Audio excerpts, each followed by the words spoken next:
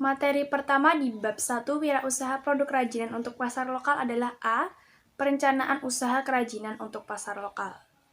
Berdasarkan luasannya, pasar dibedakan menjadi 4. Yang pertama adalah pasar lokal, yang kedua adalah pasar nasional, yang ketiga adalah pasar global, dan yang keempat adalah pasar internasional.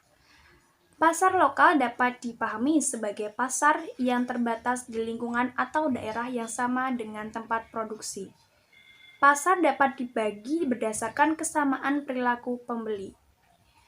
Pasar dapat dibagi berdasarkan kesamaan perilaku pembeli. Pembagian pasar tersebut dikenal sebagai segmentasi pasar.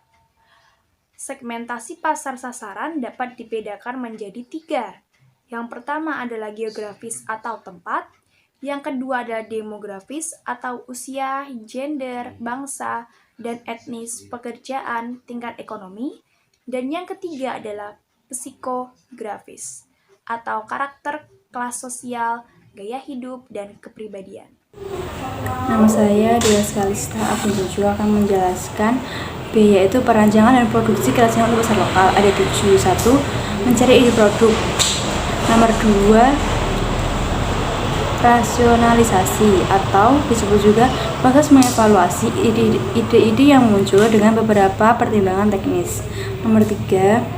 Prototyping atau membuat studi model sketsa yang dibuat pada tahap-tahap sebelumnya. Nomor 4. Penentuan desain akhir. Penetapan desain akhir dapat dilakukan melalui diskusi atau evaluasi.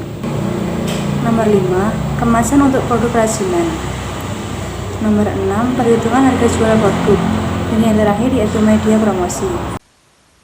Oke, kita masuk ke bagian yang C, yaitu penghitungan harga barang untuk pasar lokal. Pengertian ada 2 nih, harga jual produk sama biaya produksi. Oke, kita masuk ke harga jual produk adalah sejumlah harga yang ditetapkan kepada konsumen itu pembeli, yang dihitung dari biaya produksi dan biaya lain di luar produksi seperti misalnya biaya distribusi dan biaya promosi. Kedua, biaya produksi adalah biaya-biaya yang dikeluarkan untuk terjadinya produksi barang. Jangan sampai ketuker ya. Oke, kita masuk ke unsur biaya produksi.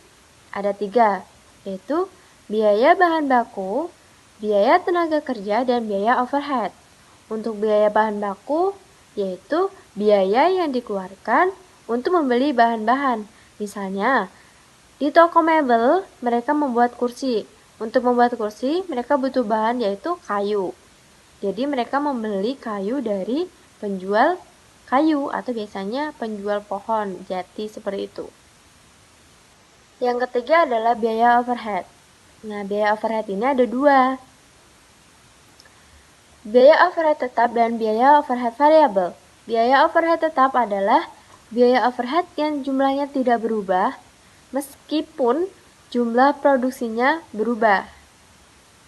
Nah, biaya overhead variabel adalah biaya overhead yang jumlahnya berubah secara proporsional sesuai dengan perubahan jumlah produksi.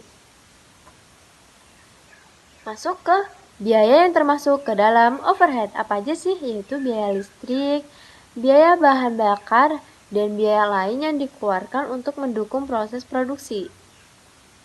Misalnya yang tetap-tetap gitu loh, kayak kita membuat kayu pasti butuh listrik untuk membordir kayak gitu. Itu udah tetap ya.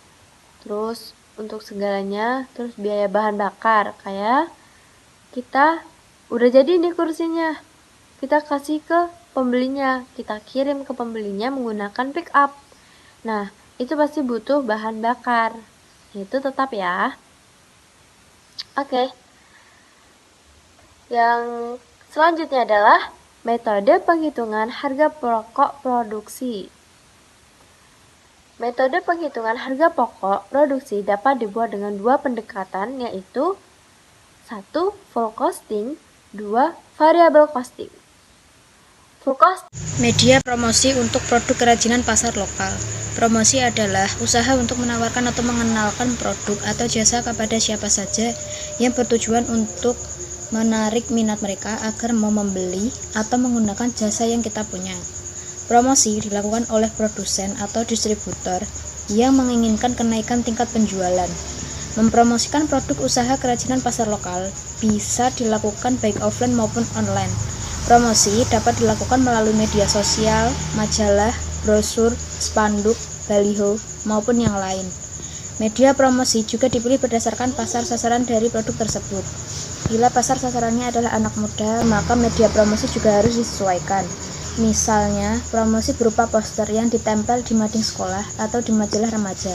Promosi juga dipengaruhi oleh cara penjualan yang dipilih. Ada beberapa hal yang terjadi dalam pembelian beli putus sebagai berikut. 1. Retur penjualan, kewajiban kontingensi. Saat ada kewajiban konstruktif yang terjadi atas sebuah kejadian sehingga perusahaan harus membayar sejumlah uang pada konsumen. 2. Garansi, di mana ketika barang yang dijual tidak jadi dibeli oleh pembeli atau karena cacat atau rusak, maka perusahaan memiliki kewajiban untuk membeli kembali barang tersebut atau refund. 3. Biasanya beberapa bisnis menggunakan skema penjualan titipan atau sistem penjualan konsinyasi adalah sebagai berikut. Produk makanan titip jual di supermarket. Produk makanan titip jual di warung atau toko kelontong. Surat kabar atau majalah yang dititip jualkan di loper atau agen koran. Buku-buku oleh penerbit titip jual di toko buku atau gerai. Produk obat-obatan titip jual di apotek. Oke, kita langsung aja yang ke F, yaitu evaluasi produk kerajinan pasar lokal. Nah, agar produk kerajinan pasar lokal dapat dikenal oleh seluruh warga internasional, kita bisa menggunakan media sosial seperti Facebook, Instagram, Google, dan layanan platform di media sosial. Yang kedua, karena produk lokal masih minim sekali karena beberapa orang di era globalisasi atau era super canggih ini, mereka kebanyakan menggunakan produk luar negeri yang karena di mana mudah untuk ditemui. Oleh karena itu, adanya beberapa gerakan yaitu cintai produk lokal. Nah, sampai sekian, terima kasih. Wassalamualaikum warahmatullahi wabarakatuh.